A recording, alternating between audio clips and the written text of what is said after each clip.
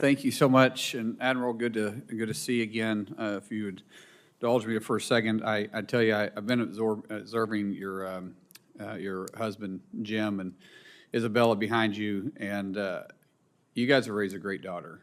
It touched my heart when Jim was mentioned a while ago about supporting you and the family supporting you, and your daughter reached over and patted him on the leg, and I thought, you know, as a father of 6 children, 3 daughters. That touched me, and so congratulations, Admiral, on having a strong family. And Jim, considering that the Admiral's gone all the time, you've raised a great daughter, and you can see there's a bond there. Families go through a lot while you're serving the country, and as it has been mentioned multiple times, we want to thank them as much as anybody, and so thank you so much. A couple of things I want to talk about. First, I want to talk about the University of Oklahoma. The Navy has been investing in research on unmanned systems, but systems seem to have trouble getting out of R&D and actually finding those systems. For example, the University of Oklahoma have been doing some amazing work with the radar navigation for unmanned surface vehicles in denied GPS environments. How can these systems get out of the Death Valley and into the hands of the warfighter faster? Senator Mullin, thank you for your time the other day, and thank you for Absolutely. your recognition of my family. I also agree they're great. Right. As far as the unmanned systems, and more broadly, getting these technologies out to the hands of the warfighter faster, this is a critical focus area of me, and if confirmed, I will continue to focus in this area. It has to be a partnership with the commercial sector, with academia, and with our research institutions that we have within the Navy to bring those capabilities out into the field so we can experiment with them, test with them, get best of breed, learn a little, test a little, learn a little, learn a lot. That needs to be our approach. And so working with initiatives under the Replicator Initiative and standing up our own Disruptive Capabilities Office, which is based on the work in our Unmanned Task Force, we look to be able to speed these through the process more effectively in the future.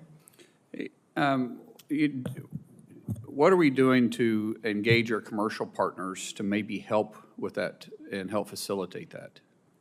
So the Unmanned Task Force that we've had for the last 2 years was really designed to go out and survey the landscape of what is out there and what's available in the commercial industry. They would have our known gaps that we're trying to fill, and then they would try to marry those up with some of these technologies. So again, we could bring them out into the Navy and test them. So we're continuing with that effort, and I think it's been very fruitful, and if confirmed, I look forward to continuing that. Thank you. Switching gears a little bit, there's been a report that as evidently a sensitive but not classified document was released. One of our news agencies got hold of it, and it was talking about the capacity of the ship building and the shipyards inside China, and specifically said they're able to produce handle a capacity around 23.2 million tons compared to the U.S.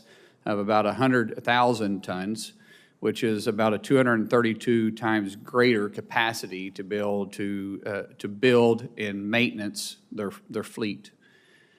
And regardless if it's actually quoted by him or not, and I'll probably mess up his last name, but I think everybody will understand what I'm saying, Admiral Yodamoto, where he has famously said, which it's debated if he actually said it or not, I fear all we've done is awaken a sleeping giant after the attack of Pearl Harbor.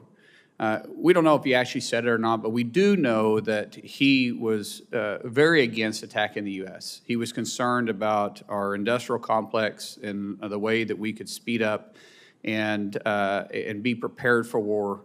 And he didn't think there was a possible way to win because of that capacity. One of our largest adversaries now has that capacity, and anytime you talk to anyone in the industrial complex side, from whatever we're building to whatever we're trying to advance, every time it's 5 to 7 years before it comes out. I have huge concerns with that. And considering you're going to be over naval operations, What are we going to do about that to be able to put the fear of God in our adversaries that we can spin up and we will spin up if you attack us? Senator Mullin, if confirmed, this is one of my main focus areas. Again, I watch with concern the building capacity of China. It isn't all about capacity. It's also about capability. It's about manning. It's about munitions. And it's about that ecosystem of warfighting that we will do with the joint force. We have the most formidable force today, and we will continue to have that in the future, and I'll work to that if confirmed. Thank you. I yield back. Thank you, and I'll recognize myself here for 5 minutes, and I want to